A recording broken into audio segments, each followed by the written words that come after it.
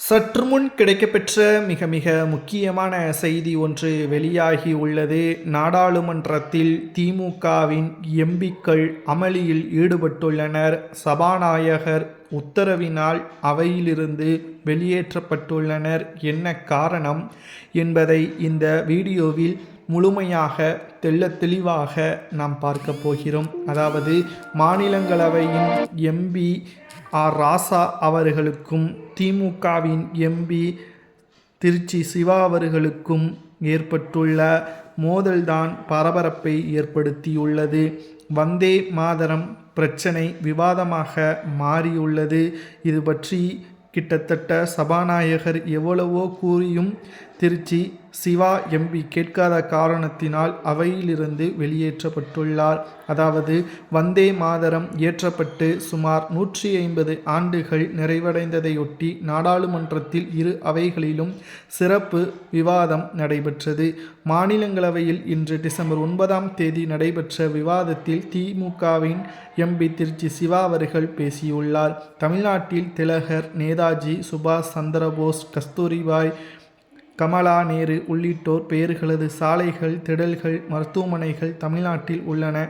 ஆனால் தமிழ்நாட்டை சேர்ந்த சுதந்திர போராட்ட வீரர்களது பெயர்கள், சாலைகள் எதுவும் வடநாட்டில் இல்லை. தமிழக சுதந்திர போராட்ட வீரர்கள் வட இந்தியாவில் நினைவுகூரப்படுவதில்லை. இதனால் நாட்டின் பிற பகுதி மக்களுக்கு தமிழக சுதந்திர போராட்ட வீரர்கள் பற்றி தெரிந்து கொள்ள CBSE பாட புத்தகத்தில் அவர்களது பெயரை இடம்பெற செய்ய வேண்டும் என்றும், சுதந்திர போராட்டத்தில் தமிழக வீரர்களது பங்களிப்புகளை பற்றி பேச வேண்டும், பாடமாக வைக்க வேண்டும் என்று திருச்சி சிவா அவர்கள் விவரித்தார். அப்பொழுது குறுக்கிட்ட மத்திய இணையமைச்சர் எல் முருகன், 20 ஆண்டுகள் காங்கிரஸ் திமுக ஆட்சியில் ஏன் இதை செய்யவில்லை? தவறான வரலாற்றை திருச்சி சிவா சொல்வதாக ஆவேசமும் செய்திருந்தார். இதற்கு திருச்சி சிவா கடும் எதிர்ப்பு தெரிவித்தார். தம்பி உட்காருங்க, மத்திய அமைச்சர் உட்காருங்க என திருச்சி சிவா கூறினார். அதே நேரத்தில் யோ உட்காரியா என்ற தமிழ் குரலும் எதிர்க்கட்சிகள் வரிசையில் இருந்து வெளியிட்டது. இதனால் சபாநாயகர் திருச்சி சிவா அவர்களை அவையிலிருந்து வெளியேற்றுமாறு தெரிவித்தார். இதனால் பரபரப்பு ஏற்பட்டது.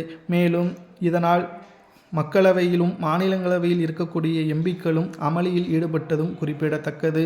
தமிழ்நாட்டில் இருக்கக்கூடிய சுதந்திர போராட்ட வீரர்களது பெயரை வடமாநிலங்களது மாணவர்கள் கற்க வேண்டும் என்பது சரிதான். ஆனால் இதற்கு முன்னால் காங்கிரஸ் ஆட்சி தான் 50 ஆண்டுகளுக்கு மேலாகவே ஆட்சியே அமைத்தது. அப்பொழுது ஏன் இதை பற்றி திமுக பேசவில்லை என்ற கேள்விக்கு பதிலளித்துவிட்டு திருச்சி சிவா அவர்கள் இதற்கான விளக்கத்தை கொடுத்திருக்க வேண்டும். ஆனால் இதை பற்றி ஏன் பேசவில்லை என்ற தகவலையும் தற்பொழுது எல் முருகன் அவர்கள் கூறுவதை பற்றி கமெண்டில் கூறுங்கள்.